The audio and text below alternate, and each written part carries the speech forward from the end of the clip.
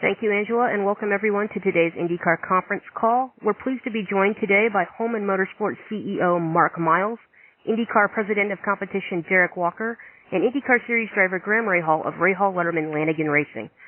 Mark, you have a brief statement to make. It's top of the call. Thanks, Arnie. Yeah, just a few comments to put this announcement into perspective from my point of view. You know, what this is about for us is that we have a desire to give fans more opportunities to see IndyCar drivers on the track when there's a lot at stake, not just with practice, but where they are out there with putting it on the line in a way that matters. First, pursuant to that goal, we added the Grand Prix of Indianapolis, and I will say that I think the reaction from fans and ticket purchasers has been terrific, so we've been pleased by that. Now, today, we're announcing changes for qualifying. These changes, we believe, ensure that fans will enjoy 2 days of exciting track action. I think in the last many years, Saturday has been the day in qualifying, but there's been an opportunity to add more compelling content on Sunday, and that's what we're trying to do here. Saturday will determine who will get into the Indianapolis 500-mile race, and Sunday will determine where the cars who got into the race will start on the grid for the race itself. These 2 days will lead up to the setting of the first three rows and the positions on the first three rows, and who will start the race in the pole position. We think this makes for more compelling experience at the track, and for television viewers all over the country, we believe the same. ABC is, I think folks know, is going to cover all 3 weekends. They will cover live at least a couple of hours of both Saturday and Sunday. Their live coverage on Sunday will culminate with the setting of the pole. So we think that's putting our best action forward on qualifying weekend. Lastly, this is sort of an out-there point that will be relevant, we hope, more over time. Derrick and we are working on the objective by the 100th running of the race of setting the new track record. And we do believe that's something we can do while increasing the safety of the drivers. And it's something that can be done gradually between now and 2016. And as that happens, we think that's a really important storyline about IndyCar racing, particularly at IMS. And these changes to the format where the entire qualifying weekend experience culminates with the setting of the pole, we think will it's sort of like building a bigger stage for that drama as that story unfolds going forward. So those are just a couple of my thoughts. I don't know, Arnie, I'll turn it back to you. Thank you, Mark. Derrick, a question for you. The new format, as Mark said, will see all 33 drivers in the field make at least 2 runs over the 2 days to determine their starting position in the Indy 500. How does that change the challenge of qualifying for Indianapolis? Well, I don't think it ever changes the challenge in qualifying. Qualifying's always been difficult in Indianapolis, and there's always something the teams really work very hard on trying to achieve. So I don't think that will ever go away. There's still, a huge challenge in front of them, and this different format is different, but I don't think it lessens the challenge at all. All right, and Graham, the 4 laps, as Derrick mentioned, around IMS in qualifying trim can be some of the most stressful laps a driver can have each year. Now you have to do it twice. Does that change the way you as a driver will approach qualifying this year? No, I don't think it does. I think, for us, many times as drivers, I think we would all tell you that we've always been eager to go out and run more than once. I think it's always the team owners and managers that never want us to risk it. So it is. I think the new format is definitely intriguing. I think we're at least going to be out there 2 times. For us, hoping, of course, that we're in the top 9 and we get to go to the shootout at the end of the day. But I think, as Mark said, the most important thing for us all to realize here is that we have to give our fans a better product, both on TV and at track. And as we know, Sunday in the past has kind of been a moot point. So now I think there's going to be quite a lot of build-up for the fans to come out Saturday, see who the 33 will be, and then, of course, go into Sunday and wait till the very end to see who the pole winner is going to be. And so I'm pretty excited for the changes that are ahead. And, of course, I am a traditionalist, but I think I'm always one that's open for change as well. So looking forward to this month of May. All right. Thanks, Graham. Let's open up for questions for Mark Miles, Derrick Walker, or Graham Rahal. Thank you. We will now begin the question and answer session. If you have a question, please press star then 1 on your touch-tone phone. If you wish to be removed from the queue, please press the pound sign or the hash key. If you are using a speakerphone, you may need to pick up your handset first before pressing the numbers. Once again, if you have a question, please press star then 1 on your touch-tone phone. Our first question is from Kurt Cabin from Indianapolis Star. Please go ahead. A couple of questions. First, Mark, what are the expectations if TV or, I mean, you obviously want the crowd and the television broadcast to have strong numbers, but is there a priority for one or the other? No, I think this hits on both targets. I think we give people who would travel to Indianapolis, and certainly people in the Indianapolis and Indiana areas, an additional day to get out there, more compelling. But at the same time, ABC's broadcast, is a big deal, and they'll do that well. It'll be supplemented by ESPN3 coverage, so that our most astute fans can watch more hours over the weekend. We don't lose that. But I think we're giving ABC and the television viewer a more dramatic show to watch as well. So I don't feel like this preferred one or the other. It's a good result for both. And Derrick, is there a provision in case Saturday doesn't produce 33 participants, and is there an extra practice session after qualifying, say on Monday? Well, last question first. Yes, we are working with a schedule to make available track time for the teams to focus on their race setup, and we realize that's a very important part. So we're reviewing the final schedule, and that will be released, and you'll see there'll be some time allocated for that. In terms of allowing or helping any teams that are trying to get in the show, we're going to do our best to make sure there's always available time for every competitor, and every competitor gets an equal attempt to get in the race. Obviously, the one variable is the weather, and we have contingency plans should certain parts of the weekend shorten our day, so we eventually end up with a successful 33 best cars. As for the number starting field, I think there's enough interest out there from the teams that I don't see that as being an issue at this point. There's still plenty good cars and good drivers and plans afoot that I think we're going to be okay there. Thanks.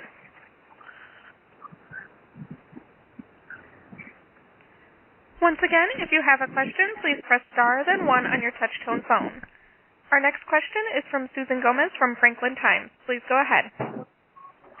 Yeah, Graham, I was wondering if you could elaborate a little more. It just seems like this really presents a new challenge to teams and drivers to have to pretty much, qualify twice. What do you think the other teams and drivers' reactions to this new format are going to be? Well, I think everybody's going to be very supportive. Of course, there are traditionalists out there that believe that we didn't need to change anything. But I must say that the one thing I do know about IndyCar drivers and the teams alike is that everybody is in support and everybody's behind Mark and Derrick and everybody that are making these decisions, because we all want to grow the sport. We all want to see the fan base increase. As Mark said multiple times, with ABC covering this, it's going to be very important that we maximize our window of opportunity, so to speak, on TV and draw those fans in. I think it's been pretty stale in recent times, and so I think this is going to add a whole other element. For the teams, I'm sure it's going to be nerve-wracking moments. As Derrick said, when weather comes at Indy, it changes things completely. And to have to chase it for a couple of days, I can tell you, the biggest sigh of relief as a driver was always when you got in on Saturday and you knew that on Sunday you didn't have to think about doing 4 more laps. Well, now we're going to have to be thinking about that all the time. So there is going to be a little more tension. I'm sure it's going to be a bit more nerve-wracking for everybody involved. But that's what it's all about. That's why these drivers and teams are supposed to be amongst the best in the world. And so I'm looking forward to it. It's a new challenge. I've done it. I've done May where I've had to qualify at least twice, 3 times before. So I think, for me, luckily I've experienced, or unfortunately, but fortunately I've experienced that. But now it's a whole different thing because it's going to count for so much. And like I said, I hope we're in the top 9 and we get to see how things play out all day Sunday and then fight for it at the end. But there's going to be a lot of tension. There's no doubt about that. But that's what the fans want to see. I mean, last year, when we got to the top 9, Ed put up those laps. The fans go crazy. I mean, they like those moments that are go big or go home sort of moments, and that's exactly what everybody's going to see this time around. Great. And then if I could ask a follow-up question for Mark. Mark, you are giving fans a lot of incentive to come to qualifying these 2 days, but also asking them to come for the Grand Prix of Indianapolis and a few other events throughout the month that you have going on. What are some other things that Indianapolis Motor Speedway is doing to get those fans coming to the track? Well, actually, as part of answering that question, you were reminding me to make a point that I think is in the release information I forgot to mention. Because part of the emphasis here is to get more people out to the track on both Saturday and Sunday, we wanted to make a special pricing offer, and so I think it's $20 per day today if you buy 1 day, but if you buy the 2-day package for the weekend of qualifying is going to be $30.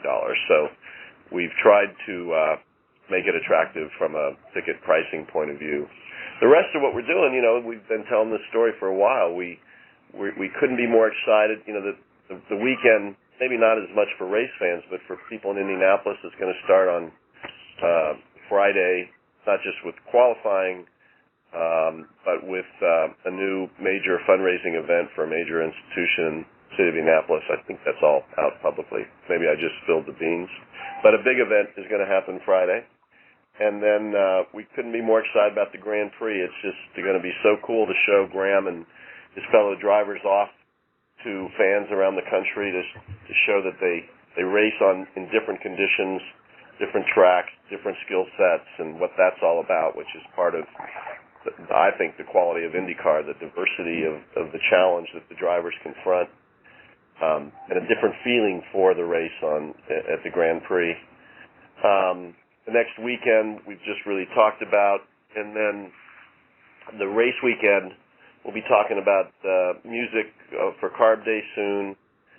We've already announced an innovation, an addition of a huge concert Saturday afternoon and evening. That's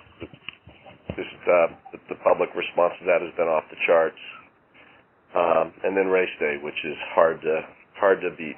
So we hope that and believe that that's a pretty good lineup for May. And if you live in the Indianapolis area, you've seen already some stepped up marketing. We want to communicate with people and build on the really strong base of support in the area, take it to a whole new level. Great, thank you. Our next question is from Tony DeZano from NBCSports.com. Please go ahead. This question is for Graham. You guys obviously, as a team, announced Oriole this past week on a part-time basis. Do you see it just kind of likely as those 2 cars for the month of May, or do you think there could be a potential of adding a third? I mean, that's something you'd have to ask Dad, but to be honest, right now the focus is Oriole and myself. Of course, Oriole's a guy, particularly as we talk about this qualifying stuff, Oriole's a guy that can add a heck of a lot to our team and to our program. That's exactly why he's been chosen to be in that seat. So, I would think that that's going to be it for now, but you ought to ask Dad and see what his plans are. I think we as a team learned last year that trying to run 3 just to do it probably isn't the wisest thing, but you never know. You never know. I mean, our focus is doing the best that we can for the National Guard, and we're not going to do anything to dilute that program or make it any worse. So, we need to make sure that we have everybody within the organization is focused on Orla and myself and doing the best we possibly can. Yeah, that was actually going to be a follow-up because it was such kind of a stressful bump day for the team last year. Is it going to be almost easier, do you think, having the bump day presence out of the way on Saturday to then worry about your starting positions on Sunday? Well, not necessarily. I mean, you got to think about it this way. I mean, Saturday is hugely important just as Sunday. I mean, before, if you didn't get it right on Saturday, at least you knew there was a Sunday. You got 40 cars or something showing up for Indy this year, and you don't get it right on Saturday, that's it. So I would say what they've done here has certainly added quite a lot of pressure to everybody involved to make sure you're on top of your game on both days. So there's no fallback plan on a Sunday anymore. So you gotta make sure that you get it done right away. Cool. Thanks. Once again, if you have a question, please press star then 1 on your touch-tone phone.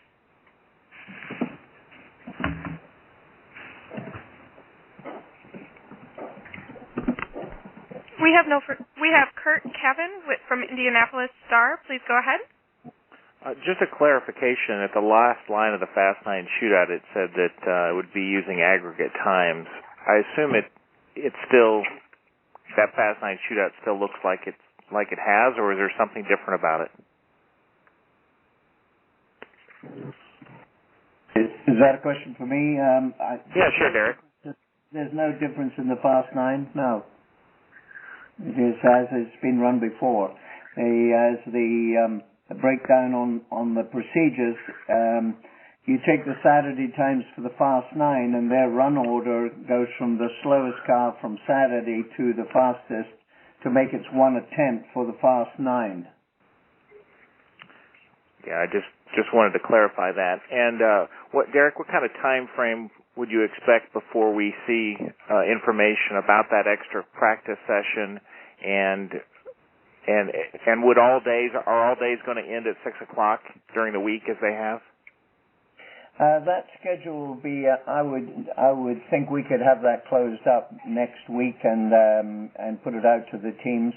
And it would be our intention to look at giving the teams the maximum time they need. So typically it's been 6 o'clock, and we haven't discussed it in that detail, but we will be shortly. And like I say, we're gonna try and make available as much time as the teams want and need, because we want to put on a good show, and the better prepared they are, the better the show, as we saw last year. All right, thank you. Thank you.